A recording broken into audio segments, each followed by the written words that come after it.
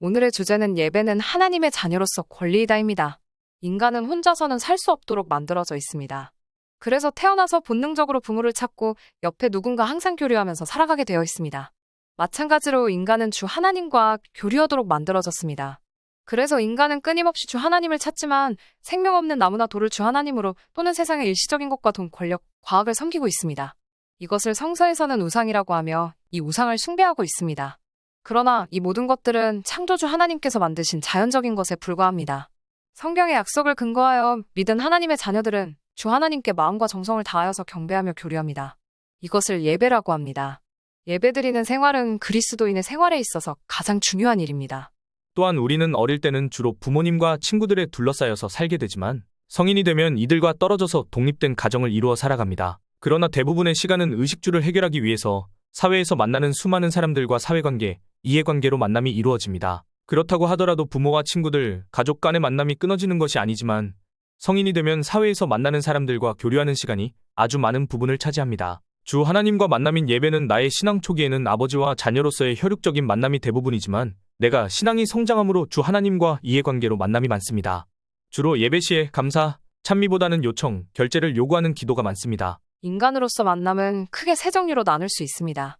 부모님은 이미 내가 태어날 때부터 옆에 계시고 언제나 계시는 분이시고 청소년기는 친구들과 우정관계로 만나고 결혼으로 만든 가족도 옆에 있습니다.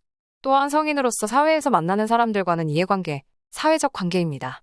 즉, 내가 만나는 대상의 종류를 확실히 구분할 수 있습니다. 내가 주 하나님과 만남인 예배는 주 하나님이 나의 아버지로서의 혈육적 만남이 있으며 이 세상 통치자이며 절대자, 창조주, 심판자로서 만남이 있습니다. 이 부분은 나에게는 이해관계, 사회적 관계에서의 만남입니다. 만남은 한 분이신 주 하나님이지만 여러 모습을 가지신 분으로 내가 대면하게 됩니다. 이것의 근거가 되는 성서 구절은 요한계시록 4장 8절, 4장 11절, 5장 9절, 5장 12에서 13절입니다. 그 네 생물은 각각 날개를 6개씩 가졌고 그 몸에는 앞뒤에 눈이 가득 박혀 있었습니다. 그리고 그들은 밤낮 쉬지 않고 거룩하시다, 거룩하시다, 거룩하시다. 전능하신 주 하느님 전에 계셨고 지금도 계시고 장차 오실 분이시로다 하고 외치고 있었습니다. 주님이신 우리 하느님은 영광과 영예와 권능을 누리실 만한 분이십니다. 주님께서는 모든 것을 창조하셨고 만물이 주님의 뜻에 의해서 생겨났고 또 존재합니다 하고 찬양했습니다. 그리고 그들은 다음과 같은 새로운 노래를 불렀습니다. 당신은 두루마리를 받으실 자격이 있고 봉인을 떼실 자격이 있습니다.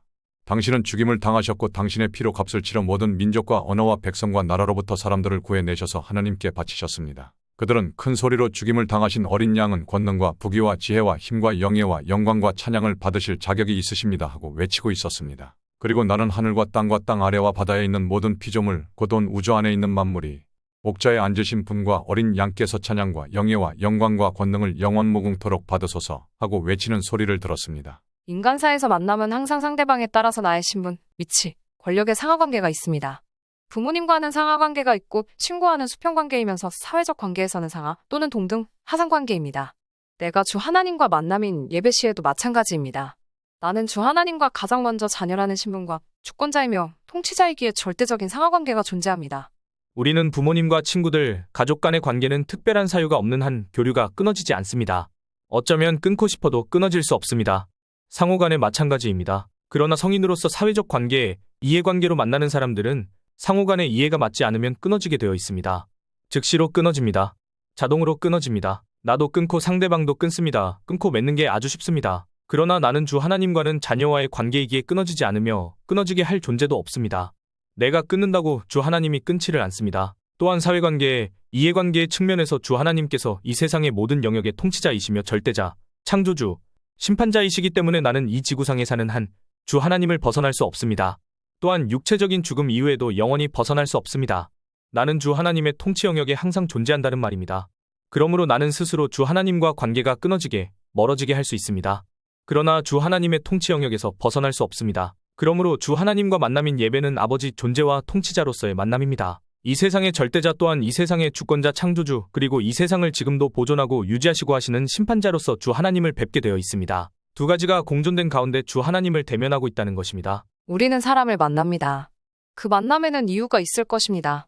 이유가 있을 수도 있고 없을 수도 있지만 이유라고 한번 또 더 자세히 들어간다고 하면 어릴 때는 부모님과 친구들을 만납니다.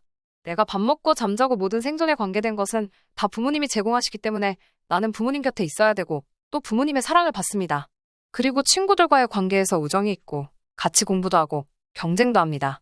그러다가 성인이 되면 대부분 독립된 삶이 되지 않습니까? 성인은 대부분 만나는 사람들은 계약 관계 때문에, 이해관계 때문에 만나게 됩니다. 그래서 내가 어떤 사람을 만난다고 하면 어떤 것을 요구한다든지, 어떤 것을 기대한다든지, 아니면 어떤 것을 해결해준다든지 그런 측면에서 사람들을 만나게 되어 있습니다. 그러면 주 하나님과의 관계에서는 내가 어렸을 때 예배를 드릴 때 나의 아버지로서 나를 지켜주신 것에 이에 대해서 감사하고 사랑을 받고 내 생존을 위해서 주 하나님을 만납니다. 이제 내가 성장함으로 세상에 살면서 해결해야 할 수많은 문제들이 생깁니다. 이때 이 세상을 주관하시는 절대자이시고 창조주이시고 유지하시는 분이신 주 하나님께 요구하기도 하고 기대하기도 하고 해결해 주셨는지 확인하게 되고 무언가 잘못된 것이 있다고 하면 고치게 되고 지금 현재 주 하나님이 어떻게 이끌어 가시는지 내가 가는 방향을 다시 조정받기도 합니다. 우리가 이제 만남의 관계를 보겠습니다.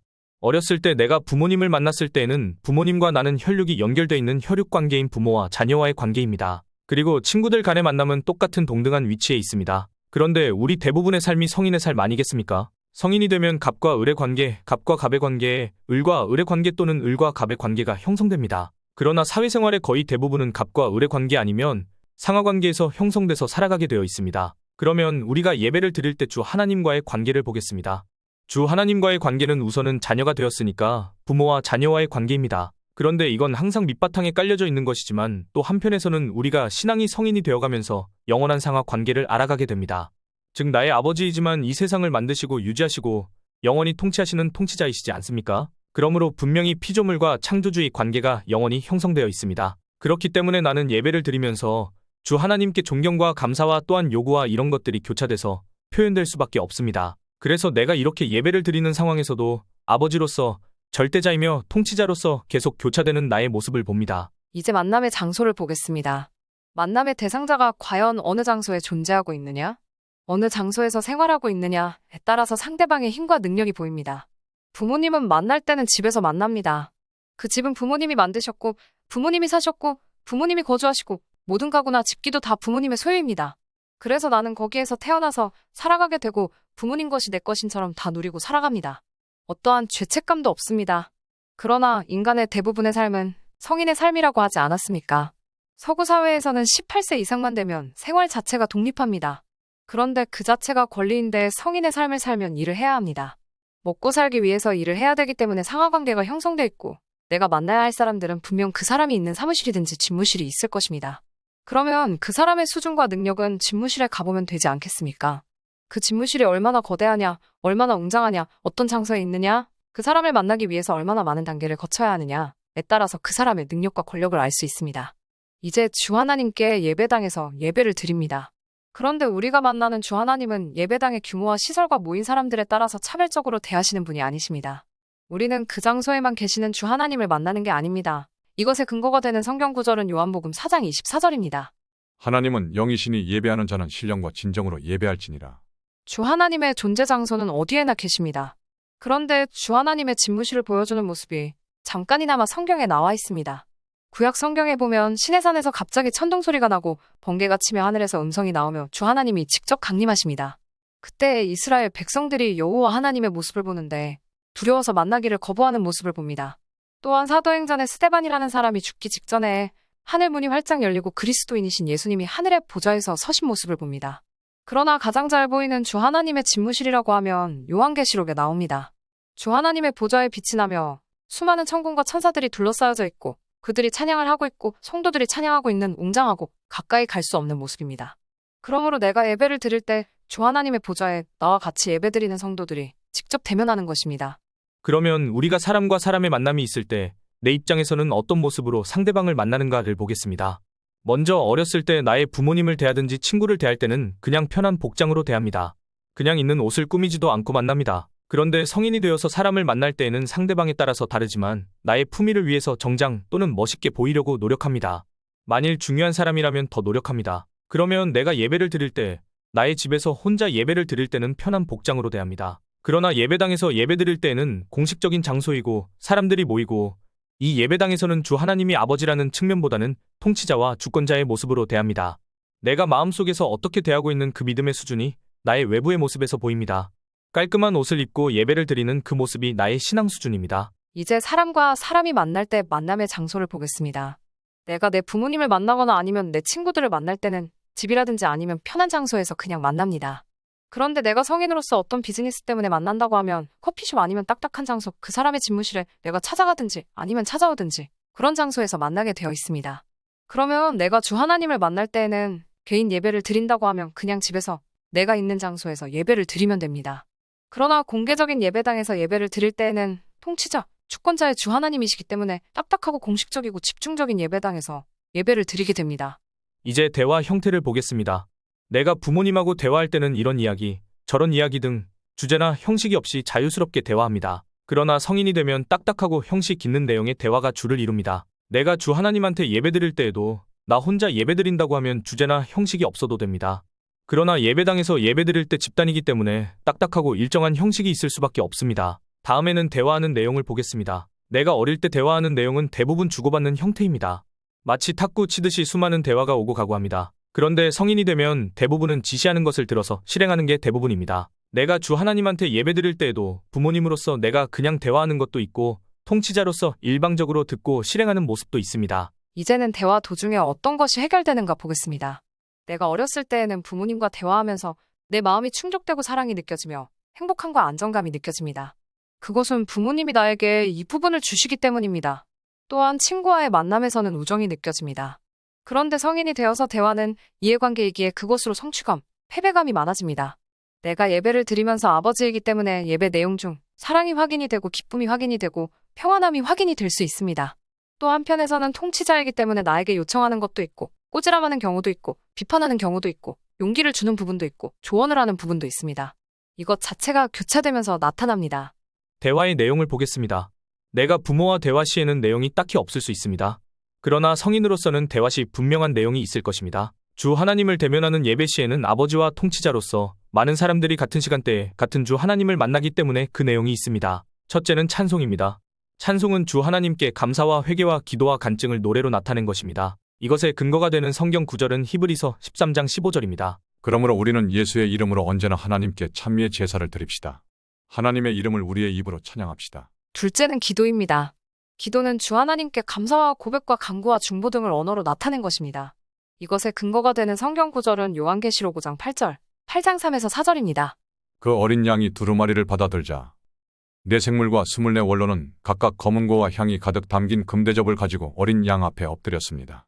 그 향은 곧 성도들의 기도입니다. 다른 천사 하나가 금양로를 들고 제단 앞에 와 섰습니다. 그 천사는 모든 성도들의 기도를 향에 섞어서 옥좌 앞에 있는 황금 제단에 드리려고 많은 향을 받아 들었습니다. 그러자 그 천사의 손으로부터 향의 연기가 성도들의 기도와 함께 하나님 앞으로 올라갔습니다. 셋째는 말씀입니다. 이것은 기록된 성경을 통하여 주 하나님께서 그 자리에 모인 성도들에게 말씀하십니다. 이것의 근거가 되는 성경 구절은 느헤미야 8장 5에서 9절입니다. 에스라가 모두 쳐다볼 수 있도록 높은 자리에서 책을 펴들자 온 백성은 일어섰다. 에스라가 높으신 하나님 야훼를 칭송하자 온 백성도 손을 쳐들고 아멘 아멘 하고 응답하며 무릎을 꿇고 땅에 엎드려 야훼를 예배하였다. 그리고 백성은 일어나서 레위인들인 예수가 바니, 세레비야, 야민, 아이쿱, 3대, 호디야, 모아세야, 클리마, 아자리야, 여자밧, 하난, 플라야에게서 법을 배웠다. 에스라는 백성들이 알아듣고 깨칠 수 있도록 하나님의 법전을 읽으며 풀이하여 주었다. 온 백성은 법전에 기록되어 있는 말 한마디 한마디를 들으면서 울었다. 그래서 총독 느헤미야와 선비어 사제인 에스라와 백성을 가르치던 레위인들이 온 백성에게 일렀다. 이날은 너희 하나님 야훼께 바친 거룩한 날이니 울며 애통하지 말라. 넷째로 헌금입니다. 이것은 통치자 주 하나님의 것을 감사함으로 하나님께 드리는 것으로 11조, 주일 헌금, 감사 헌금, 선교 헌금 등이 있습니다. 이것의 근거가 되는 성경 구절은 잠언 3장 9에서 10절, 마태복음 6장 21절, 말라기서 3장 10에서 12절입니다. 내 소유를 바치고 땅에서 난 만물을 들여 야훼를 공경하여라. 그러면 내 곳간이 가득 차고 내 술틀에서 해포 도주가 넘쳐나리라. 너희의 재물이 있는 곳에 너희의 마음도 있다. 너희는 열의 하나를 바칠 때 조금도 덜지 말고 성전 곳간에 가져다 넣어 내 집 양식으로 쓰게 하여라. 그렇게 바치고 나서 내가 하늘 창고의 문을 열고 갚아주는지 갚아주지 않는지 두고 보아라. 만군의 야훼가 말한다. 내가 해충을 막아 땅에 소출을 축내지 못하게 하고 포도 농사를 망치는 일도 없게 하리라. 만군의 야훼가 말한다. 너희가 사는 이 땅은 낙원이 되어 문민족이 너희를 부러워하게 되니라. 만군의 야훼가 말한다. 이제 만남의 형태를 보겠습니다. 우리는 수천 년 동안 주로 얼굴과 얼굴을 대면하여 만납니다. 요즘 시대는 전화기로, 인터넷 메신저로 주로 만납니다. 얼굴과 얼굴을 대면하면서는 상호 간의 말로 대화하면서 표정과 표정을 보면서 대화를 합니다. 이로 인하여 서로 간의 존재감이 확인됩니다. 내가 예배를 드리면 주 하나님과 나는 얼굴과 얼굴이 아니라 주 하나님의 영과 나의 영혼이 직접적으로 1대1 대면하는 것입니다. 주 하나님은 어디에나 계시는 분이시고 예배당에 계시는 분이시고 또 내 마음속에 성령으로 함께 하시는 분이기 때문에 나의 영혼과 주 하나님의 영이 1대1로 그리고 1대 다수 형태로 대면을 하고 있습니다. 아무것도 없는 허공에 대고 대화하는 것이 아닙니다. 이제는 대화의 집중도를 보겠습니다. 내가 누군가와 대화를 할 때 어느 정도 집중하느냐가 다릅니다. 어렸을 때는 내가 누군가와 대화를 할 때 집중하는 모습과 지루한 모습은 분명히 다릅니다. 만일 집중한다면 그 자체가 얼굴과 행동으로 나타납니다. 그러나 성인이 되어서 대화를 할 때는 눈과 눈은 보면서 대화를 하나 마음속에서 다른 생각을 가지고 집중하지 않을 수 있습니다. 그러면 내가 주 하나님과 직접 대면을 하고 있는 모습을 보겠습니다. 예배를 드릴 때 내 영혼과 주 하나님이 대면을 하고 있는데 주 하나님의 영이 보이지 않기 때문에 내가 또 성인이기 때문에 마음속에서 여러 가지 생각으로 집중하지 않을 수 있습니다. 내가 집중함으로 주 하나님에게서 무엇인가를 받을 수 있으며 집중하지 못함으로 수많은 것들을 놓칠 수 있습니다. 이것에 대한 성서의 근거는 요한복음 4장 20에서 24절, 전도서 5장 1절 2절입니다. 그러나 진실하게 예배하는 사람들이 영적으로 참되게 아버지께 예배를 드릴 때가 올 터인데 바로 지금이 그때이다. 아버지께서는 이렇게 예배하는 사람들을 찾고 계신다. 하나님은 영적인 분이시다. 그러므로 예배하는 사람들은 영적으로 참되게 하나님께 예배드려야 한다. 하나님께 무엇인가 바치겠다고 너무 성급한 생각을 하지 말고 조급하게 입을 열지도 말라. 하나님은 하늘에 계시고 너는 땅에 있다. 그러므로 사람은 모름지기 말이 적어야 한다. 걱정이 많으면 꿈자리가 사나워지고 말이 많으면 어리석은 소리가 나온다. 이제는 대화할 때 구체적인 시간을 정하느냐, 이러한 측면에서 볼 때 부모님이나 친구를 만날 때 서로 간에 편한 시간을 정하여서 만나면 됩니다. 그러나 성인으로서 이해관계 당사자를 만날 때는 공식적인 시간과 장소를 정해서 정확하게 만나게 됩니다. 마찬가지로 내가 주 하나님과 예배를 드릴 때 개인으로서 예배를 드릴 때는 시간을 정하는 게 자유롭습니다. 그러나 성인으로서 교회당에서 주 하나님을 대면한다면 그때는 공식적인 시간과 장소에서 예배를 드리게 됩니다. 일반적으로 공식적인 예배는 두 종류가 있습니다. 첫째로 공적인 예배로 믿는 성도들이 함께 모여서 공동체적으로 드리는 공식 예배를 말하며 주일 낮 예배, 주일 오후 예배, 수요 예배를 말합니다. 둘째로 기타 예배로 가정 예배, 구역 예배, 기관 예배, 새벽 기도, 철야 기도 등이 있습니다. 오늘은 수많은 만남이 있고 어떤 대상과 만나느냐, 어디서 만나느냐, 그 대상자가 어떠한 힘과 능력이 있느냐 등을 구체적으로 살펴보고 주 하나님과의 만남인 예배에 적용하여 주 하나님은 누구신가, 어떻게 예배를 드려야 하는가, 마음의 자세는 어떻게 해야 하는가 등을 기초적으로 알게 되었습니다. 지금까지 시리즈로 진행 중인 내 안의 교회 복음 메시지였습니다.